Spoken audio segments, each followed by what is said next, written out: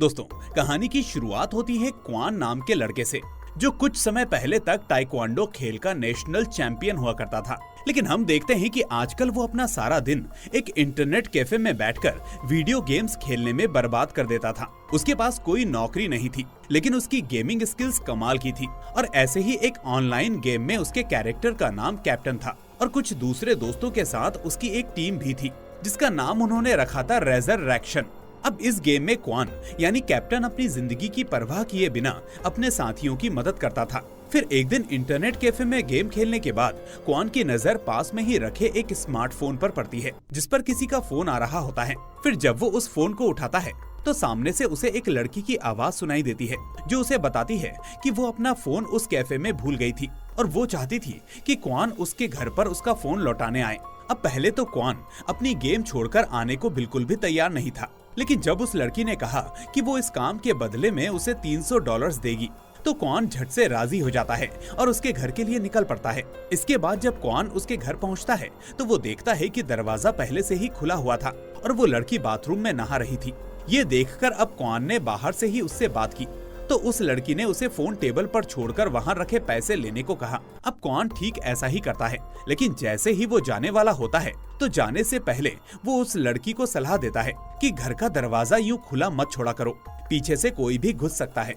अब सीन यहाँ से शिफ्ट होता है, जहाँ अगले दिन हम देखते हैं कि जब क्वान अपने कमरे में सो रहा था तो अचानक कुछ पुलिस वाले उसके घर में घुस आते हैं और उसे गिरफ्तार करके ले जाते हैं। अब यहाँ हमें पता चलता है कि असल में क्वान पर उसी लड़की के कत्ल का इल्जाम था, जिसको वो कल रात उसका फोन वापस करने गया था। अब फिलहाल क्वान को कुछ समझ में नहीं आता कि उसके साथ हो क्या रहा है। ऊपर से उसके हाथ में खून लगा हुआ था और कत्ल का हथियार भी उसके कमरे से मिला था। और इतना ही नहीं, बल्कि उसकी उंगलियों के निशान और डीएनए के सैंपल्स भी उसी लड़की के घर में पाए गए थे। पुलिस को बिल्डिंग के सिक्योरिटी कैमरे में उसकी फुटेज भी मिली थी और इसके अलावा उस लड़की के घर में क्वान का सीमन भी पाया गया था। और इस तरह पुलिस के हिसाब से क्वान पर लड़की के साथ 2 बार गलत काम करके उसकी गर्दन और पेट में चाकू घोंपकर मर्डर करने का इल्जाम था। खैर, अब कुछ ही घंटों में वो पूरे देश में वायरल हो जाता है, जिससे सारी जनता ऐसा घिनौना अपराध करने के लिए उससे नफरत करने लगती है। फिर जब क्वान की माँ को इसकी खबर मिलती है तो वो तुरंत पुलिस स्टेशन जाती है, लेकिन वहाँ उन्हें अपने बेटे से मिलने की इजाजत नहीं दी जाती। फिर बाद में हम देखते हैं कि वो जगह जगह पर्चे बांटकर लोगों को ये बता रही होती है कि उनका बेटा बेगुनाह है और उसे झूठे केस में फंसाया जा रहा है। मगर आम लोगों को यकीन हो चुका था कि क्वान ही हत्यारा है, इसलिए वो क्वान की माँ को नजरअंदाज करना शुरू कर देते हैं और कई तो उन्हें बुरा भला भी कहते हैं। इसी बीच क्वान की माँ मिस्टर मिन नाम के एक वकील से मिलती है और उससे मदद मांगती है, लेकिन उसे भी लगता था कि क्वान ही हत्यारा है, क्योंकि सारे सबूत क्वान के खिलाफ थे। इसलिए वो क्वान की मदद करने से इनकार कर देता है। अब इसके कुछ ही दिनों बाद कोर्ट में केस की सुनवाई शुरू होती है और क्वान के खिलाफ सारे सबूत पेश किए जाते हैं। इसके अलावा देश भर के मीडिया का दबाव होने की वजह से कोर्ट जल्दी ही फैसला सुना देती है कि क्वान ही वो अपराधी है जिसने कत्ल किया, और ऐसा कहकर कोर्ट उसे उम्र कैद की सजा सुना देती है, जिसके बाद उसे एक हाई सिक्योरिटी जेल में भेजने का आदेश दिया जाता है। पर वहाँ उसे पेरोल पर भी बाहर आने की इजाजत नहीं होती, क्योंकि जज का कहना था कि पूरा दिन गेमिंग करने और बेरोजगारी की वजह से क्वान का मानसिक संतुलन बिगड़ चुका है और यही वजह है कि उसने इस घिनौने अपराध को अंजाम दिया। खैर, इसके बाद उसे रात के अंधेरे में उस हाई सिक्योरिटी जेल में ले जाया जाता है, लेकिन उस जेल में क्वान असल में खूंखार अपराधियों के बीच एक मासूम बच्चे की तरह फंस चुका था। फिर एक दिन पॉल नाम के एक गैंग लीडर की नजर क्वान पर पड़ जाती है, तो उसके आदमी क्वान को पकड़कर उसके पास ले जाते हैं। उस जेल के गार्ड्स ये सब देख रहे थे और वो जानते थे कि अब क्वान पिटने वाला है, जबकि यहाँ क्वान को उम्मीद थी कि वो गार्ड्स पॉल के आदमियों को रोकेंगे, लेकिन ऐसा नहीं होता, बल्कि पॉल अपने इशारों से उन गार्ड्स को वहां से जाने को कह देता है। और जैसे ही गार्ड्स वहां से जाते हैं, पॉल क्वान को पीटना शुरू कर देता है, लेकिन यहाँ क्वान भी बदले में पॉल को मुक्का मार देता है, जिसे देखकर सब शॉक्ड रह जाते हैं, क्योंकि किसी की हिम्मत नहीं थी कि वो पॉल के सामने कुछ बोल भी सके। मुक्का मारना तो दूर की बात है। खैर, अब इससे पॉल गुस्से से आग बबूला हो जाता है और फिर उसके आदमी क्वान की हड्डी पसली एक कर देते हैं, लेकिन कुछ ही देर में गार्ड्स वापस आ जाते हैं उसे छुड़ाने लगते हैं। पर तभी पॉल वहाँ के सीनियर गार्ड से कहता है कि इसने मेरे ऊपर हमला किया था, जिसे सुनने के बाद वो गार्ड क्वान की शिकायत ऊपर करता है और इसके बदले में क्वान को 30 दिनों तक अंधेरे कमरे में रहने की सजा दी जाती है। इसके बाद जब क्वान सजा काटकर वापस जेल में आता है तो पॉल और उसके गुंडे उसे एक बार और घेर लेते हैं और वापस बुरी तरह से पीटते हैं। इसी बीच वो आदमी उसके शरीर में एक अजीबोगरीब इंजेक्शन भी लगा देते हैं, जिसके बाद क्वान पागल होकर अपने आप को ही खाने की कोशिश करने लगता है। अब धीरे धीरे ये सिलसिला शुरू हो जाता है और क्वान जेल में लगभग हर रोज पीटने लगता है। पर फिर एक दिन उसकी माँ उनके वकील मिस्टर मिन के साथ उससे मिलने आती हैं, तो वो क्वान की हालत को देखकर बहुत ज्यादा परेशान हो जाती हैं, क्योंकि वो जानती थी कि जेल में क्वान के साथ काफी अत्याचार हो रहे हैं। यहाँ वो क्वान के जख्म को देखकर सब समझ गई थी, इसलिए वो क्वान से कहती है कि बेटा थोड़े दिन तक जैसे तैसे करके सह लो, मैं तुम्हें यहाँ से जल्द ही बाहर निकलवा लूंगी। अब अपनी माँ के शब्द सुनकर क्वान को काफी हिम्मत मिलती है और इस बार जब क्वान जेल में जाता है तो उसमें एक नया जोश भर जाता है। पर इसके बावजूद अभी भी पॉल और उसकी गैंग क्वान को मारते और पीटते रहते हैं और ये मारपीट का सिलसिला लगातार जारी रहता है। फिर एक दिन हम देखते हैं कि डाइनिंग टेबल पर एक दूसरा कैदी क्वान को मरहम लगाने के लिए देता है, जिसे वो अपने जख्मों पर लगा सके। उस कैदी का मानना था कि क्वान हत्यारा नहीं हो सकता और उसे ये भी लगता था कि पॉल भी ये बात जानता है कि क्वान बेगुनाह है। यही वजह है कि वो उसे बार बार पीटता रहता है, क्योंकि उस पर हमला करना आसान है। इसके बाद क्वान फैसला करता है कि वो अब अपने लिए लड़ेगा, ताकि सबको ये समझ में आ जाए कि उसे काबू करना इतना आसान नहीं है। फिर एक दिन जब पॉल के आदमी क्वान को पीटने के लिए आते हैं तो वो फौरन कहीं पर छुप जाता है और फिर अपने पेन और कागज की मदद से छोटे छोटे हथियार बना लेता है। इसके बाद जब वो आदमी उसके करीब आते हैं तो वो एक एक करके उन सभी को धूल चटा देता है और आखिर में पॉल पर एक ही वार करके उसे बेहोश कर देता है। फिर अगले दिन मिस्टर मिन उससे मिलने आता है और उसे बताता है कि तुम्हारी माँ अब मर चुकी हैं, वो इस दुनिया में नहीं रही।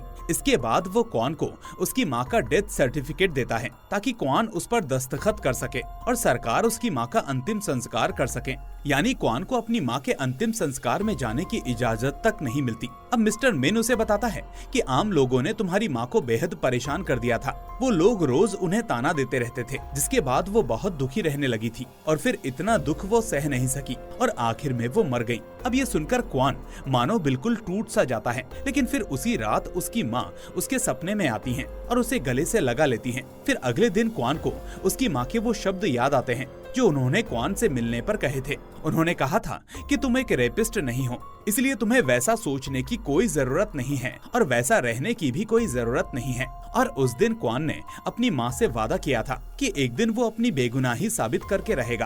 अब इसी बीच हम देखते हैं कि पॉल वापस क्वान पर हमला करने आता है, लेकिन इस बार क्वान उल्टा उसे चाकू मार देता है, जिससे पॉल घायल हो जाता है। लेकिन इसी मुठभेड़ में एक चाकू क्वान के पेट में भी लग जाता है, जिस वजह से पुलिस उसे फौरन अस्पताल लेकर जाती है। पर तभी अचानक क्वान उठकर खड़ा होता है और उन गार्ड्स पर हमला कर देता है। इसके बाद वो चीफ गार्ड की गर्दन पर एक नुकीली चीज रखता है और उससे अपनी हथकड़ी की चाबी मांगने लगता है। अब गार्ड ने उसे वो चाबी थमा दी, पर तभी अचानक उनकी गाड़ी का एक्सीडेंट हो जाता है, जिसमें वो सभी जख्मी हो जाते हैं। लेकिन फिर भी क्वान जैसे तैसे जिंदा बचकर वहाँ से निकल जाता है और अपनी हथकड़ियाँ खोलकर वहाँ से भागने लगता है। पर उसके पीछे से चीफ गार्ड उस पर बंदूक तान लेता है, जैसे वो उसको शूट करने वाला हो। लेकिन फिर न जाने क्यों वो अपनी बंदूक नीचे कर लेता है, क्योंकि शायद वो भी समझ चुका था कि क्वान की जगह जेल में नहीं है, इसलिए उसने क्वान को भागने दिया। अब क्वान सबकी नजरों से बचता हुआ जंगल में भाग निकला और जल्द ही उसने कुछ कपड़े चुराए और फिर भागने लगा। अब कुछ ही समय में देश की पूरी पुलिस क्वान को पकड़ने में जुट जाती है और इधर उधर भागते हुए क्वान की नजर एक पति पत्नी पर पड़ती है, जिनकी गाड़ी अचानक खराब हो गई थी और उन्हें एयरपोर्ट पहुंचने की जल्दी थी। तभी क्वान गाड़ी ठीक करने में उनकी मदद करता है और बदले में वो लोग क्वान को लिफ्ट दे देते हैं। असल में वो लोग अभी क्वान के बारे में नहीं जानते थे और वो वैसे भी ये देश छोड़कर जा रहे थे, इसलिए जाते जाते वो क्वान को अपनी गाड़ी भी दे देते हैं ताकि उसे बेचकर वो थोड़े पैसे कमा सके। इस तरह आखिरकार क्वान उनसे वो गाड़ी लेकर शहर की ओर निकल पड़ता है, लेकिन क्वान के पास छिपने के लिए कोई और दूसरी जगह नहीं थी, इसलिए वो सीधा मिस्टर मिन के घर जाता है, क्योंकि उसे उम्मीद थी कि मिन उसकी हालत समझेगा। अब यहाँ पर मिन क्वान को उसकी माँ की आखिरी निशानी देता है, जो कि एक नेकलेस था। इसी बीच मिन उसे दिलासा देते हुए कहता है कि वो उसकी केस फाइल्स को दोबारा जांच करेगा, पर अभी के लिए उसने पुलिस को फोन कर दिया था, क्योंकि वो चाहता था कि क्वान खुद को पुलिस के हवाले कर दे। लेकिन ये सुनते ही क्वान पुलिस के आने से पहले वहाँ से फरार हो जाता है। अब कुछ देर बाद वो एक इंटरनेट कैफे में जाता है और अपने ऊपर लिखे गए सारे आर्टिकल्स पढ़ने लगता है। यहाँ सबके सब उसके खिलाफ थे, लेकिन तभी क्वान की नजर एक डॉक्यूमेंट्री पर पड़ती है, जिसमें कहा गया था कि क्वान को झूठे केस में फंसाया गया है। फिर यहाँ क्वान नोटिस करता है कि इस डॉक्यूमेंट्री के राइटर ने लिखा था कि क्वान सिर्फ 3 मिनट्स में ही एक लड़की का 2 बार बलात्कार करके उसकी हत्या कैसे कर सकता है। इसके अलावा इस केस के कई सबूतों से खिलवाड़ किया गया था। अब ये सब देखकर क्वान ने एक ठंडी सांस भरी और फिर उसने देखा कि इसका राइटर मिस्टर हैरी नाम का एक आदमी था जो असल में क्वान के ही साथ गेमिंग किया करता था। अब कुछ ही समय में मिस्टर हैरी क्वान से मिलता है और तब तक ये खुलासा होता है कि ये तो असल में एक लड़की थी और उसका नाम था योल। तभी क्वान को याद आता है कि इस नाम की लड़की गेम के अंदर उसकी टीम का हिस्सा थी। अब योल ने क्वान को आगाह किया कि कैफे का मैनेजर पुलिस को इन्फॉर्म करने वाला है तो उसे यहाँ से भाग जाना चाहिए। फिर बाद में योल ने उसे एक रेस्टोरेंट में मिलने बुलाया और फिर वो उसे अपने साथ शहर के बाहर मौजूद एक खुफिया अड्डे पर ले गई जहाँ वो खुद दुनिया से छुपकर अकेले रहती थी। असल में वो कंप्यूटर्स की दीवानी थी और पूरा दिन कंप्यूटर पर ही काम करती रहती थी। फिर उसने क्वान के लिए बहुत ही अच्छा खाना बनाया जिसे खाकर क्वान को अपनी माँ के हाथ के बने खाने की याद आने लगती है क्योंकि वो कब से जेल का बासा खाना खा रहा था। अब कुछ ही समय में उसकी गेम वाली टीम के बाकी साथी भी वहाँ पर आ पहुँचते हैं क्योंकि अब वो भी क्वान की मदद करना चाहते हैं जैसा क्वान गेम में उनकी करता था। यहाँ योल ने इस केस पर रिसर्च करके सबूतों की सारी गलतियाँ ढूंढ निकाली थी और अब वो पूरी टीम के साथ मिलकर क्वान को बेगुनाह साबित करना चाहती थी। फिर उनकी टीम ने मिलकर हाल ही में हुए सभी हाई प्रोफाइल केसेस की जांच की और इसी दौरान उन्हें सभी क्राइम सीन्स के कैमरा फुटेज में एक खास ट्रक दिखाई दिया और फिर जब योल ने उस ट्रक की जानकारी निकाली तो उसे पता चलता है कि वो एक स्क्रैप यार्ड के नाम पर खरीदा गया था। इसके बाद अब क्वान छुपकर स्क्रैप यार्ड पहुंचता है तो वहां उसने 2 आदमियों को देखा जो एक बड़ा सा बक्सा एक गाड़ी में रखकर ले जा रहे थे। अब क्वान ने उनका पीछा किया और एक बिल्डिंग में पहुंच गया। फिर यहाँ उसे पता चलता है कि ये एक नोजू यंग नाम के एक मशहूर टीवी एक्टर का घर था। अब उसी पल क्वान ने ये देखा कि उस बक्से में नोजू यंग की लाश थी जिसे वो 2 आदमी उठाकर लाए थे। फिर क्वान ने एक कोने में छुपकर देखा कि कुछ स्पेशल एजेंट्स वहां आकर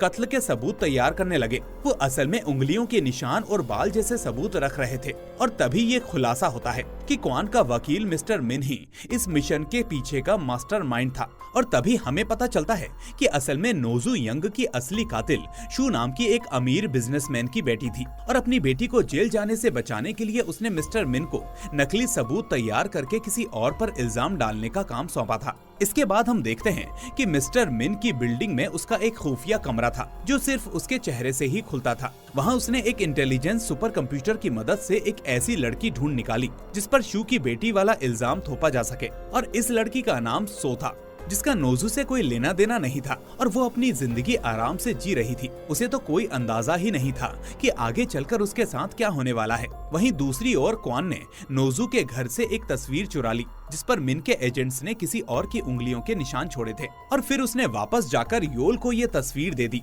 ताकि वो उन उंगलियों के निशानों को स्कैन करके ये पता लगा सके कि मिन इस बार किस बेगुनाह को फंसाने वाला है। अब कुछ ही समय में योल ने पता लगा लिया कि ये सो नाम की एक लड़की के फिंगरप्रिंट्स हैं। असल में मिन ने अपनी टीम को सो के घर भेजा था ताकि वो उसे बेहोश करके उसके बाल, खून और थूक के सैंपल्स ले सके ताकि उसके नकली सबूत नोजू के कत्ल के केस में इस्तेमाल किए जा सकें। इसके बाद उन्होंने सो को फोन करके नोजू के घर बुलाया और इधर क्वान ने भी सो का फोन टैप कर लिया था और वो सारी बातें सुन रहा था और तभी उसे याद आती है कि ये वही आवाज थी जिसने उस दिन क्वान को क्राइम सीन पर बुलाया था। दरअसल सच तो ये था कि क्वान के केस में भी उस लड़की को एक अमीरजादे ने मारा था और उसे बचाने के चक्कर में ही क्वान के नकली सबूत बनाकर उसे बलि का बकरा बनाया गया था। खैर, अब क्वान उस लड़की से मिलने पहुंचा जिसकी आवाज उसने फोन पर सुनी थी। क्वान ने उस लड़की को अगवा करने की कोशिश की मगर वो ऐन वक्त पर मोटरसाइकिल पर किसी और के साथ भाग गई। अब क्वान भी उसका पीछा करने लगा मगर रास्ते में ही उसकी गाड़ी खराब हो गई और फिर अचानक पॉल और उसके आदमियों ने उसे पकड़ लिया। असल में पॉल भी किसी तरह से जेल से छूट गया था और अब वो क्वान को एक सुनसान जगह पर ले जाकर उसे टॉर्चर करने लगा क्योंकि क्वान ने जेल में उस पर हमला किया था और अब पॉल उसका बदला लेने आया था। मगर उसी समय योल ने स्वाट को खबर कर दी कि क्वान यहाँ पर मौजूद है, जिसके बाद जल्द ही स्वाट टीम उसे पकड़ने आ पहुंची।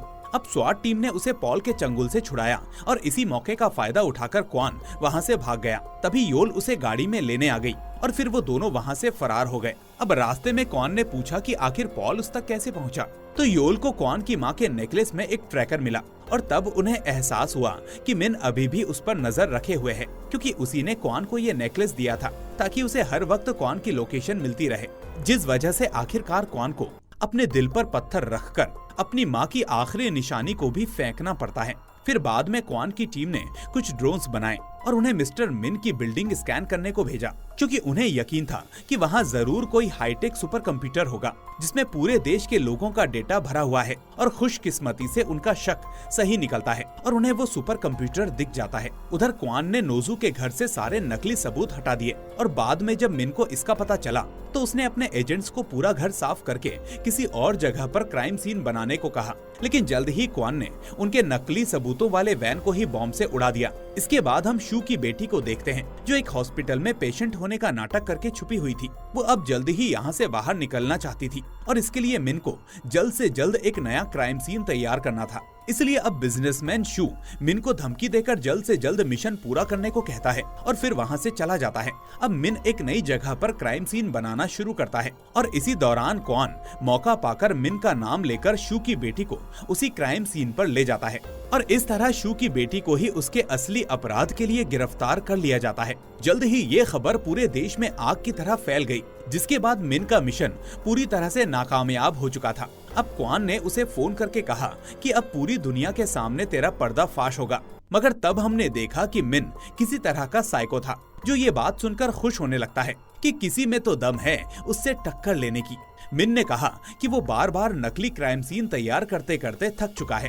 दरअसल वो आसानी से ये काम करके बोर हो चुका था, लेकिन अब क्वान उसके काम में मुश्किलें पैदा कर रहा था, तो अब ये उसके लिए दोबारा से एक्साइटिंग हो गया था। अब मिन ये बकवास कर ही रहा था कि तभी क्वान ने फोन काट दिया, जिससे मिन को बहुत गुस्सा आया और तभी उसकी नजर अपने ऑफिस में पड़ी तो उसके पैरों तले जमीन खिसक गई, क्योंकि उसकी सेक्रेटरी का कत्ल हो चुका था और उसे एहसास हुआ कि ये फोन असल में उसे भटकाने के लिए किया गया था और क्वान उसके घर में घुस चुका है। अब मिन तुरंत अपने खुफिया कमरे की तरफ दौड़ता है, लेकिन तभी क्वान ने उसे पीछे से पकड़ लिया और बेरहमी से पीटने लगा। अब वो दोनों लड़ते हुए उसके हाईटेक सुपर कंप्यूटर के पास पहुंच चुके थे। जब क्वान ने मिन का सुपर कंप्यूटर देखा तो उसे उसमें क्वान को फंसाने की वीडियो भी मिली। साथ ही क्वान को अपनी माँ की वीडियोस भी मिली, जिसमें वो अकेली क्वान की रिहाई के लिए आवाज उठा रही थी। और तभी अचानक मिन ने उसे बताया कि तेरी माँ ऐसे ही नहीं मरी, मैंने ही उसे मारा है, क्योंकि वो बार बार धरने देकर मुश्किलें पैदा कर रही थी, जिस वजह से लोग इमोशनल होकर उसके सपोर्ट में आने लगे थे। अब ये सुनकर तो क्वान गुस्से से पागल हो गया और उसने मिन को बहुत मारा। इसके बाद वो मिन के सुपर कंप्यूटर से सारे सबूत योल की ड्राइव में ट्रांसफर करने लगा। लेकिन तभी अचानक पॉल ने क्वान को फोन करके कहा कि उसने क्वान की टीम को अगवा कर लिया है और अगर वो नहीं आया तो वो उन्हें मौत के घाट उतार देगा। तब मिन ने कहा कि नेकलेस में ट्रैकर की मदद से हमें योल के अड्डे का पता लग गया था और अब पॉल ने वहां जाकर उसके सभी साथियों को बंदी बना रखा है और अगर क्वान 30 मिनट के अंदर उन्हें बचाने नहीं पहुंचा तो पॉल उन सबको मार देगा। अब क्वान के पास डेटा ट्रांसफर करने का इंतजार करने का समय नहीं था, इसलिए वो तुरंत अपने साथियों की जान बचाने के लिए निकल पड़ा। इसी दौरान मिन ने क्वान को फोन करके कहा कि वो अपने अगले मिशन में योल को ही बलि का बकरा बनाने वाला है, इसलिए उसने अपने स्पेशल एजेंट्स को भेजकर योल का डीएनए और बाकी सबूत हासिल कर लिए। वहीं दूसरी ओर योल के अड्डे पर पॉल ने एक आदमी पर गोली चलाई, पर उसका निशाना चूक गया। तभी अचानक बिजली चली गई और उसी पल क्वान वहां पहुंच गया। फिर उसने अपनी जबरदस्त फाइटिंग स्किल्स से पॉल के आदमियों की हड्डी पसली एक कर दी। इसके बाद क्वान की टीम एक टीवी स्टेशन की ओर निकल पड़ी। अब रास्ते में उन्होंने पॉल के गुंडों, मिन के स्पेशल एजेंट्स और पुलिस तक से पीछा छुड़वाया और तभी उन्होंने देखा कि मिन ने टीवी चैनल्स को हैक करके क्वान की टीम को खूंखार अपराधियों का नाम दे दिया था। खैर, अब जैसे ही क्वान और उसकी टीम टीवी स्टेशन पहुंची तो बाकी की टीम अपने पीछे पड़े गुंडे और पुलिस का ध्यान भटकाने में लग गए, जबकि योल ने कमांड सेंटर में अपना कंप्यूटर सिस्टम चालू कर लिया। अब वो देश भर के टीवी चैनल्स पर मिन की असलियत का पर्दाफाश करने वाली थी, मगर जल्द ही पुलिस ने योल को छोड़कर बाकी सभी साथियों को गिरफ्तार कर लिया। अब पुलिस ने क्वान की गाड़ी को भी चारों ओर से घेर लिया था, इसलिए क्वान अपने हाथ खड़े करके चुपचाप गाड़ी से बाहर आ गया। इस वक्त देश भर के लोग ये सब टीवी पर देख रहे थे, जिससे मिन काफी खुश था, मगर जल्द ही उसकी खुशी गम में बदल गई जब उसका कमांड सेंटर बंद पड़ गया और उसे एहसास हुआ कि योल की ड्राइव अब भी उसके कंप्यूटर में थी। अब मिन के कंप्यूटर का सारा डेटा ट्रांसफर होकर योल तक पहुंच चुका था। अब योल ने मिन के कंप्यूटर से मिले सबूतों को जोड़कर टीवी स्टेशंस को हैक कर लिया और लोगों के सामने मिन की काली करतूतों और उसके क्लाइंट्स की असलियत पेश की। उसने दिखाया कि वो कैसे नकली सबूतों को इकट्ठा करके और क्राइम सीन्स बनाकर बेगुनाहों को फंसाते थे। इसके बाद उसने सभी को टीवी पर क्वान का केस दिखाया, जिससे सबको एहसास हुआ कि वो क्वान और बाकी सभी लोगों के बारे में कितने गलत थे। खैर, अब मिन का भांडा फोड़ होने के बाद उसने अपनी गाड़ी में भागने की कोशिश की, लेकिन क्वान की टीम ने उसका स्टीयरिंग व्हील ही निकाल दिया था। इसके बाद जल्दी ही मिन को गिरफ्तार कर लिया गया, लेकिन सभी लोग जानते थे कि इसके पीछे जरूर किसी बड़े माफिया का हाथ है, जो अब भी आम लोगों से छुपा हुआ है। इसके बाद क्वान और उसकी टीम को बाइज्जत बरी कर दिया गया। वहीं मिन जेल में पॉल से मिला और पॉल उस पर बहुत गुस्सा था, जिससे एक बात तो साफ थी कि उसका जेल का समय आसान तो नहीं होने वाला था। और दोस्तों, इसी के साथ मूवी यहाँ पर दी एंड हो जाती है। तो दोस्तों, आपको ये मूवी कैसी लगी हमें कमेंट करके जरूर बताएं। साथ ही वीडियो को लाइक और इसे अपने दोस्तों के साथ शेयर करना ना भूलें। अगर आप नए हैं तो भाई चैनल को सब्सक्राइब करके नोटिफिकेशन बेल को भी दबा दें, ताकि अगली वीडियो आपसे मिस ना हो। अब मैं मिलूंगा आपसे अगली ऐसी ही शानदार मूवी के साथ। Till then, take care and thanks for watching.